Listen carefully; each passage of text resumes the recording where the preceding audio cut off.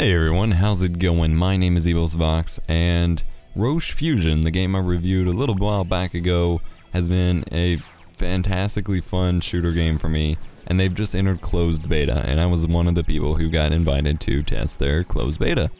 And so I have a little bit of feedback and want to show off how the game looks now. They have made some improvements. However, they haven't added any of the graphics options or anything like that. And I would like to note that in the patch notes, they say that controller players will now be able to hit start menu on the controller and pause in game, and that does not work for me at all.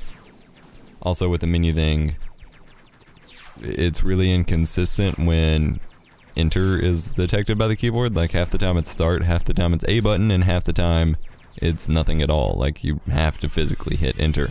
Don't entirely know what's up with that. Overall, in the new closed beta 0.7, I feel like I can do a whole lot better in the game than I could previously without it being easier. Like I feel like I'm doing a lot better without, you know, having played it in a little while, but yet at the same time the game itself doesn't feel easier. They've randomized the waves a bit more, which is pretty good, except I'll end up starting the game with things I can't really kill with just basic guns. Like the stupid little red things that fly around and spin in circles that are really freaking annoying. It takes forever to actually kill them, and then it becomes a really rough start, and if you die, I just end up restarting a whole lot. They added a new weapon called the freaking laser, which is this hugely overpowered, just blast everything cannon, like the in-game weapon for most of these kinds of games. It's really cool, but then it brings up, it sharply contrasted another weapon that I've been getting right next to it, the star laser, which is the multi-directional little tri-beam laser that spins around. And the freaking laser, the big giant blast one, compared to like the beehive swarm missile attack and all the other special weapons, it honestly doesn't feel that bad. It actually feels balanced despite how epic it seems. But then the star laser ends up seeming completely underpowered, and that kind of confused me. It has a really long cooldown, it's like 10 seconds or more, and takes forever, so it takes forever to cool down, and it barely does any damage. Like if you're targeting just one thing, you're hardly gonna do any damage compared to just shooting at it. It's really odd, and so in boss battles, the weapon itself doesn't honestly do that much, and yet you have this really long cooldown, and there's been a couple waves where the star laser is my most viable option of upgrade choice, and yet I'm kind of screwed on whatever I fight next because it doesn't really do a whole lot. Really weird.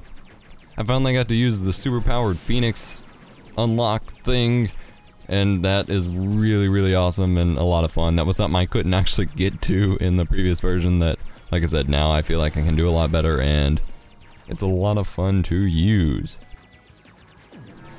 One last bit of feedback that I would have, actually a couple last bits of feedback. As far as gameplay goes, there's some new ships, or at least they seem like new ships to me. They're not ones I recognize or remembered from before, that instead of flying in from the top or the sides, they actually spawn, they just, teleport in to the map, and they do so at the top. However, if I'm up there shooting ships or collecting orbs or anything like that, them spawning on top of me insta-kills me. And sure, you could argue it gives you a couple seconds of warning. It has a little silhouette of them and it pops in, but for the most part it's never been enough time for me to actually respond to it and move out of the way.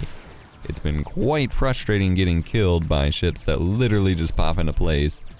Don't know that that's all that realistic or appropriate for the gameplay. Maybe that's just me, but I'm not very appreciative of it. It's been a little frustrating for me. Final bit of feedback is actually on the graphics engine itself. I don't remember having, and even looking back at my old footage, I didn't seem to notice this before, and it didn't seem to be a problem in the 0.5 beta. But in this new beta, the frame rate is still locking around 49 or 50. I even did a bunch of different things to try to fix that, but it's still locked to 49 or 50 frames a second. But now there's so much vertical tearing going on, and there's no VSync option in the graphics menu. And so on a lot of scenes, especially when it gets actiony, or even just when the text pops up to say like 3, 2, 1 fight or whatever, there's so much vertical tearing. And I I went through my NVIDIA control panel. I enabled pretty much every graphical enhancement I could, including 4-frame triple buffering VSync and forcing VSync as many times and as many ways as possible. It just wasn't forcing it at all. It was still at the weird 4950 and 30 when I was recording frame rate, and constant vertical tearing. And I'm not sure where this came from, because this again wasn't in the previous build that I played, but I'm sure it doesn't look great on video. Other than that, that's just been my update on Roche Fusion. Hope you guys did enjoy the video, hope the developers enjoy the feedback, and you all have a great one. See you next time.